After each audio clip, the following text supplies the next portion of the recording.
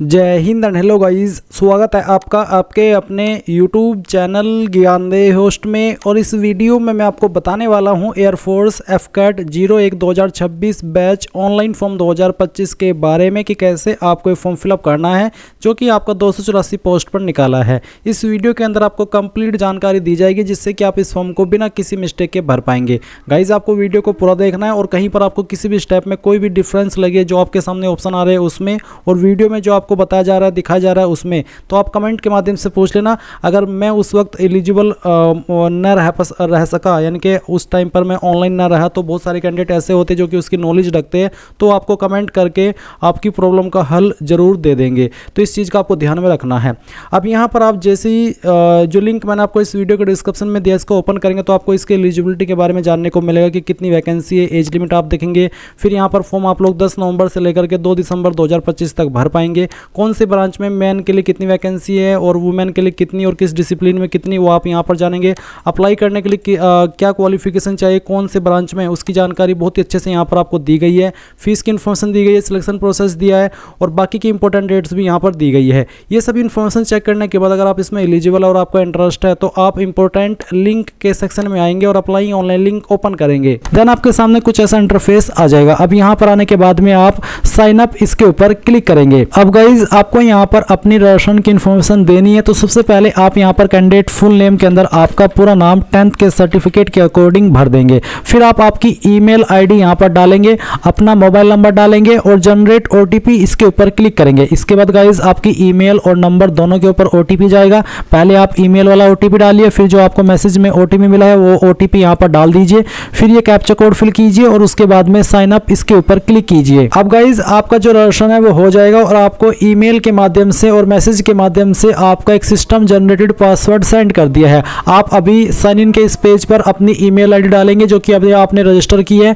जो पासवर्ड अभी आपको मिला है वो पासवर्ड आप डालिए, ये कैप्चा कोड फिल कीजिए और साइन इन के ऊपर क्लिक कीजिए। इसके बाद में आपको यहाँ पर सेट पासवर्ड का ऑप्शन मिलेगा। आपको यहाँ पर आपका एक पासवर्ड बनाना है। पासवर्ड आपका कैसा होना चाहिए वो आप यहाँ पर देख सकते हैं। आपके पासवर्ड की लेंथ 8 से 16 कैरेक्टर के बीच में और पासवर्ड में इंग्लिश का कैपिटल लेटर, स्मॉल लेटर, कोई स्पेशल कैरेक्टर और साथ ही साथ डिजिट का इस्तेमाल भी आपको करना है।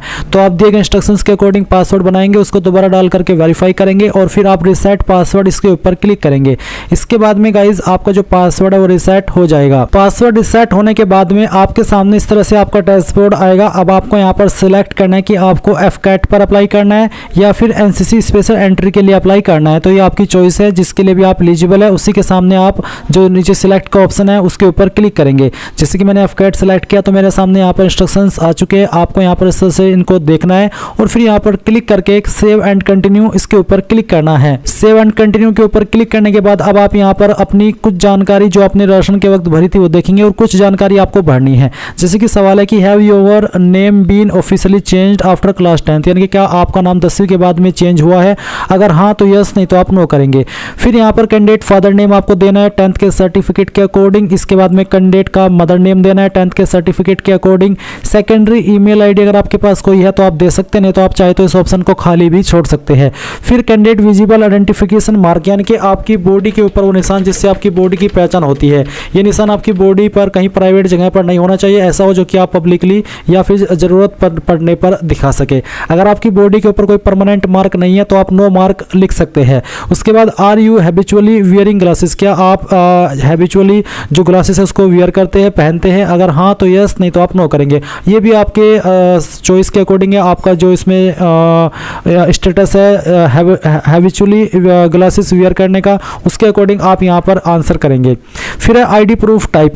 आईडी प्रूफ आपको यहाँ पर बताना होगा और ये आपको सभी स्टेज में कैरी करना है। तो इनमें से जो भी आईडी आपके पास है वो आप सिलेक्ट कर लीजिए। इसके बाद में यहाँ पर जो भी आईडी आपने सिलेक्ट की है उसका नंबर आपको आईडी सर्टिफिकेट नंबर के अंदर देना है। साथ ही है PABT CPSS स्टेटस। तो आप व्यू इन्फॉर्मेशन के ऊपर क्लिक करके इसका स्टेटस या फिर जो डिटेल्स है वो व्यू कर सकते हैं और उसके अकॉर्डिंग आपको फिर बताना है कि आपने पास किया है, फेल्ड किया है या फिर अभी आप अपियर ही नहीं हुए हैं। तो जो भी स्टेटस है आपका वो सिलेक्ट कर लीजिएगा।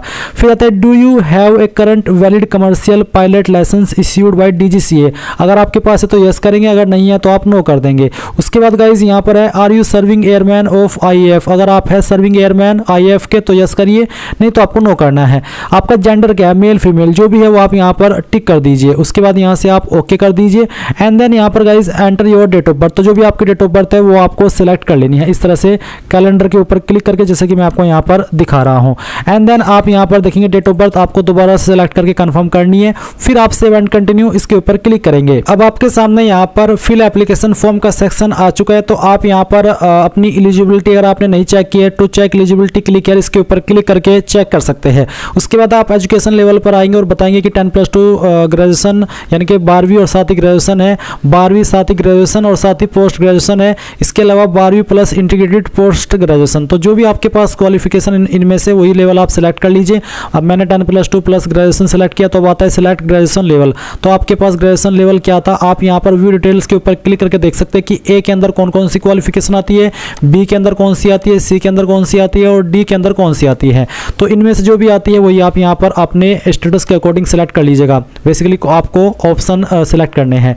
तो ये सिलेक्ट करने के बाद में आता है सिलेक्ट ग्रेजुएशन क्वालिफिकेशन। तो आपकी इनमें से कौन सी क्वालिफिकेशन है वो आप सिलेक्ट कर लीजिए।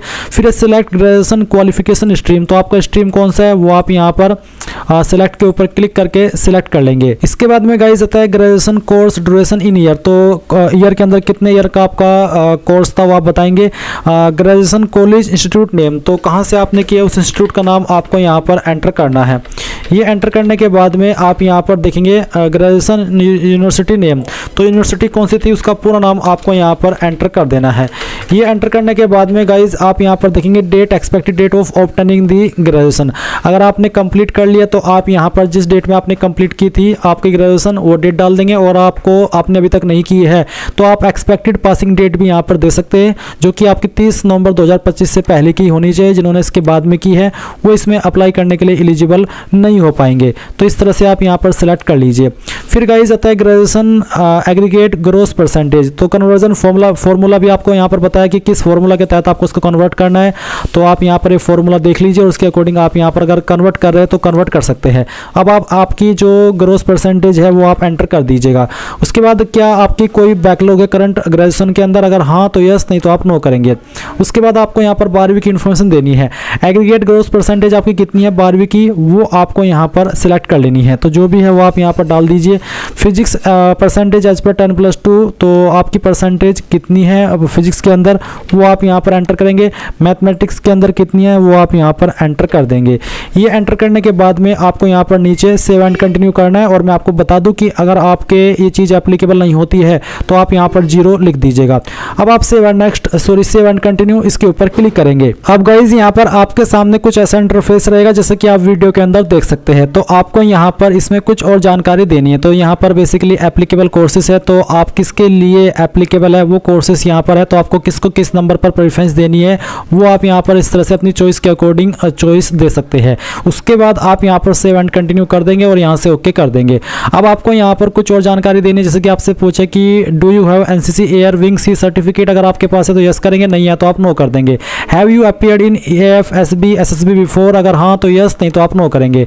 How did you come to know about opening. आपने इस वैकेंसी के बारे में, इस फॉर्म के बारे में कहाँ से जाना। तो कोई भी एक रीजन आप यहाँ पर सेलेक्ट कर लीजिए जो भी आप देना चाहें। उसके बाद में क्या आप गेट एग्जाम दिए हो, अगर हाँ तो यस, और यस करने पर आपको गेट अपीयर्ड ईयर देना है। और एग्रीगेट ग्रोस परसेंटेज भी आपको बतानी है। नहीं कि अपीयर्ड तो आप नो करेंगे और सेव एंड कंटिन्यू कर देंगे। अब आपके सामने यहाँ पर कम्युनिकेशन डिटेल आ चुकी है। तो सबसे पहले आप यहाँ पर आपका परमानेंट एड्रेस फिल करेंगे, जिसमें कि आप एंटर फुल एड्रेस में आपका जो एड्रेस है वो डाल देंगे। फिर आपकी स्टेट या फिर यूनियन टेरिटरीज कौन सी है वो आप सेलेक्ट कर लेंगे।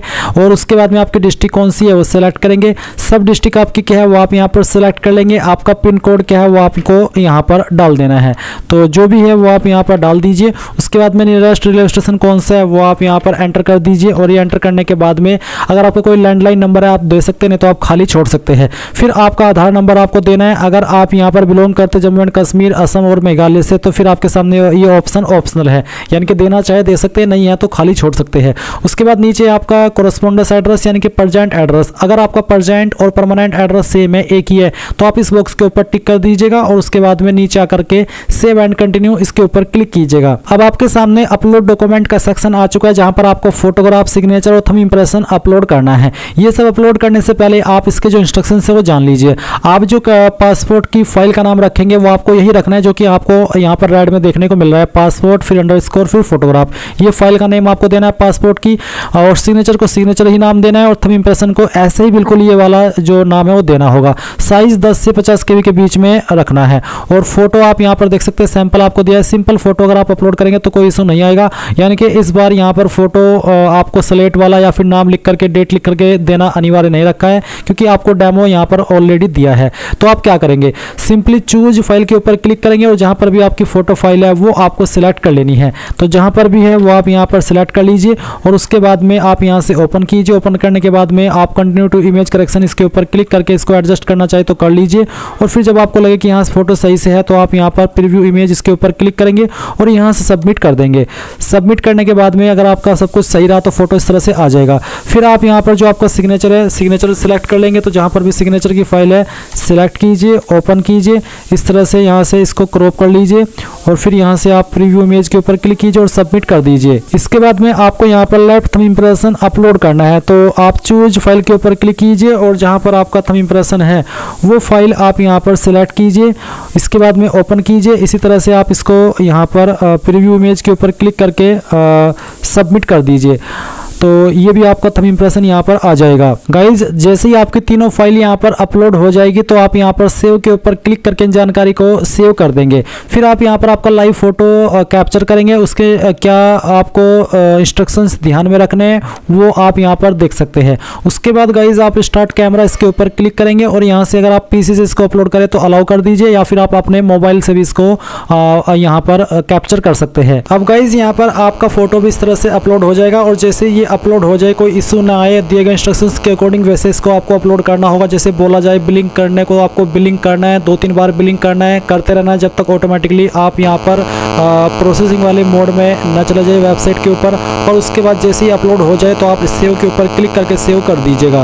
देन गाइज आप यहाँ पर नीचे डिक्लेरेशन बाय द कैंडिडेट देखेंगे, आप इसके ऊपर टिक कीजिएगा और इसके ऊपर टिक करने के बाद में आप यहाँ पर पहले इसमें जो भी पहले से आप इस फॉर्म को भरे जगह से उस जगह का नाम दीजिएगा और सेव एंड कंटिन्यू कर दीजिएगा और यहाँ से ओके कर दीजिएगा। अब गाइज यहाँ पर आपके सामने एग्जाम सिटी प्रेफरेंसेस का ऑप्शन आ जाएगा। तो आप किसको किस नंबर पर प्रेफरेंस देना चाहते हैं वो सेलेक्ट करेंगे। पहले आप स्टेट की चॉइस देंगे, फिर आप यहाँ पर सिटी की चॉइस देंगे। तो इस तरह से आपको यहाँ पर ये चॉइस दे देनी है, जैसे कि मैं आपको दे करके दिखा रहा हूँ। तो इसमें 5 प्रेफरेंस है। आप चाहे तो स्टेट में सभी में एक ही प्रेफरेंस दे सकते हैं, बट जो सिटी है वो अलग अलग होनी चाहिए। जैसे आप ये सभी प्रेफरेंस दे दें तो आप यहाँ पर सेव एंड कंटिन्यू के ऊपर क्लिक करें और ओके कर दें। अब आपके सामने आपके फॉर्म का प्रीव्यू आ चुका है। जो भी जानकारी आपने शुरू से लेकर अभी तक भरी है वो सभी आपके सामने है। आप एक एक करके सभी जानकारी चेक कर ले। अगर आपको लगे कोई जानकारी गलत हो गई तो आप यहाँ पर उसी सेक्शन के ऊपर क्लिक करके उस जानकारी को एडिट कर ले, नहीं तो आप यहाँ पर save and proceed to payment इसके ऊपर क्लिक कीजिए। इसके बाद फिर से आपके सामने कंफर्मेशन डिटेल आएगी। एक बार फिर से इन जानकारी को चेक कर ले, यहाँ पर टिक करें और फिर फाइनल सबमिट के ऊपर क्लिक कर दे। फाइनल सबमिट के ऊपर क्लिक करने के बाद आपको यहाँ पर पेमेंट के पेज पर ट्रांसफर किया जाएगा। और अब आप जब अपनी एप्लीकेशन फीस जमा करेंगे तो आपको ध्यान रखना है कि जब आपकी फीस एक बार अकाउंट से कट हो जाए तो आपको तुरंत दोबारा फीस जमा नहीं करनी है, नहीं तो दोनों बार की फीस चली जाएगी। और यहाँ पर जैसे आप फीस जमा कर देंगे तो उसी के बाद आपका फॉर्म फाइनल माना जाएगा और तभी वो कंप्लीट माना जाएगा। तो जैसे पेमेंट के पेज पर क्लिक करने के बाद आप आगे बढ़ेंगे, आपके सामने यहाँ पर पेमेंट इंस्ट्रक्शंस आएंगे। आप इन सभी को चेक करने के बाद इनमें कोई भी पेमेंट गेटवे सेलेक्ट कर लें आपकी चॉइस के अकॉर्डिंग और फिर पे के ऊपर क्लिक कर दीजिए। अब यहाँ पर आपको पेमेंट के मेन पेज पर ट्रांसफर कर दिया है। आप इनमें से किसी भी माध्यम जैसे कि credit card, debit card, net banking, UPI, इनमें से इस्तेमाल करके कोई भी आप अपनी फीस पे कर सकते हैं। जैसे ही आपकी फीस जमा हो जाएगी तो आप अपने फॉर्म का फाइनल प्रिंट आउट ले पाएंगे।